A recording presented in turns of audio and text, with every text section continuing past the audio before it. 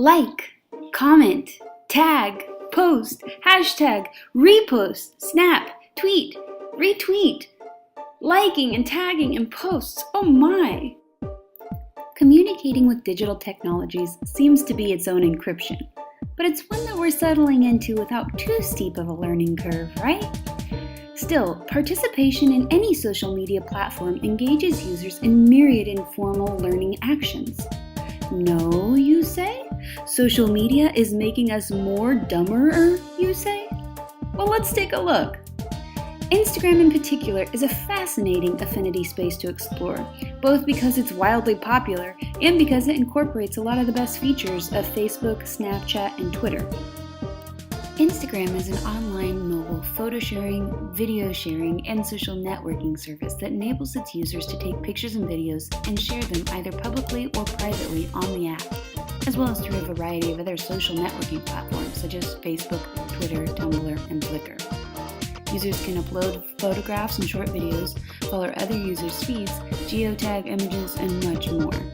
It's growing about 10 times as fast as Facebook and Twitter is. This is likely because Instagram is both visual and verbal. Instagram calls itself a visual inspiration platform and claims that the best way to inspire others is through the power of visual storytelling. And that's the key word, storytelling.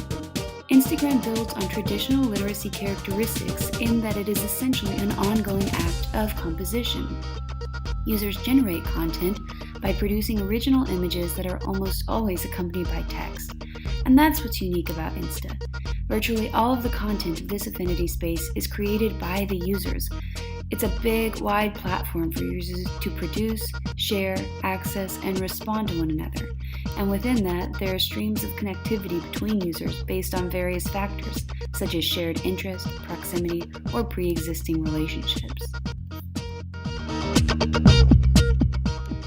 Now, as with any affinity space, there are varying levels of access and action. The main portal for access is through the app itself, whereupon one can create an account and start to generate content in the form of photos, text, and videos. But there are other intermediate activities as well. You can lurk outside of Instagram by following public accounts without joining. You can read about Instagram on various and sundry blogs and websites. And of course, there are hundreds of YouTube videos about and pertaining to Instagram. Now, once you've joined, there's no label differentiation between beginners and masters. All have access to the same tools, platforms, and space. Well, there is a small difference. Novice Instagrammers have followers in the hundreds, whilst masters like Kim Kardashian have upwards of 85 million followers. But who's counting? Anyway, novice users look to master users for content cues, which explains why the duck face and selfie are now so popular. And masters help novices by liking or sharing their posts, which boosts the visibility and status of novices. So how does informal learning occur on Instagram? Well, it's largely self-directed, at least initially. Consider this. Instagram requires its users to utilize and expand on a certain basic set of skills, namely technology, photography, and writing.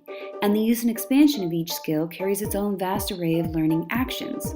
For example, photography requires the assessment and evaluation and adaptation of the most effective angles, lighting, filters, formatting, effects, and more.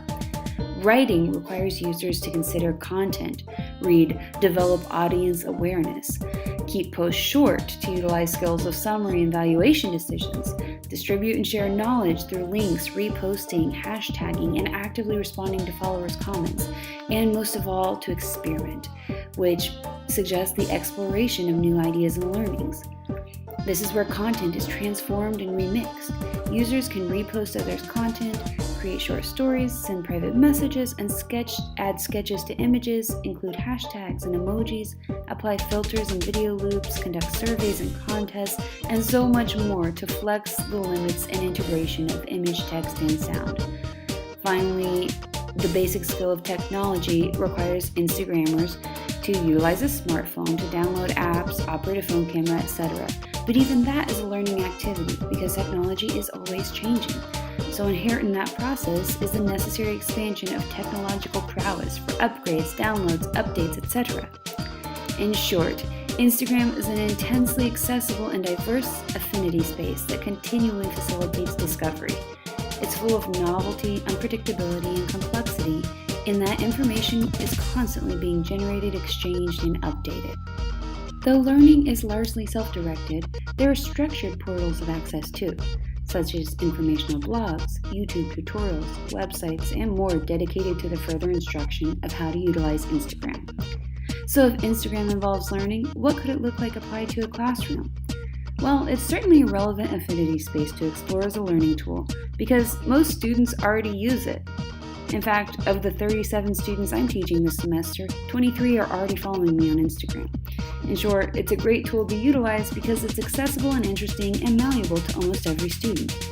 It can provide helpful and relative material for analysis of images, text, and the incorporation of both. There are myriad projects to explore in an educational context, such as the Instagram Weekend Hashtag Project, which is a series featuring designated themes and hashtags chosen by the Instagram community team, where followers receive weekly projects every Friday and encourages participants to post creative photographs according to a designated theme.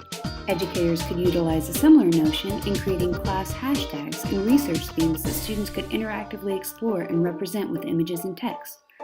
Students could create a Finstagram, fake Instagram account, as a way of creating, analyzing, and sharing content that is a real social media platform but doesn't have to be connected with their personal lives. All these platforms are great ways for students to do primary research and poll their followers about perceptions, stereotypes, and beliefs. Also, the quantity and availability and variety of content on any given subject are endless. Therefore, whatever students are studying, they can find and follow on Instagram. For example, if they're researching and writing on politics, they can and should follow political parties on Twitter and Instagram accounts. It also encourages the concept of visual storytelling, which includes the dissemination of what certain photos and texts are saying, composition of a story, and could be utilized in a brief movie or report for a generalized audience. And even if Instagram itself wasn't used in a classroom context, the concepts of immediate sharing, responding, and creating for a real and tangible audience, as well as the practice of imaginative visual storytelling and composition that govern this affinity space, are still applicable and important in any educational context. So I'll see you on Insta. Tag me!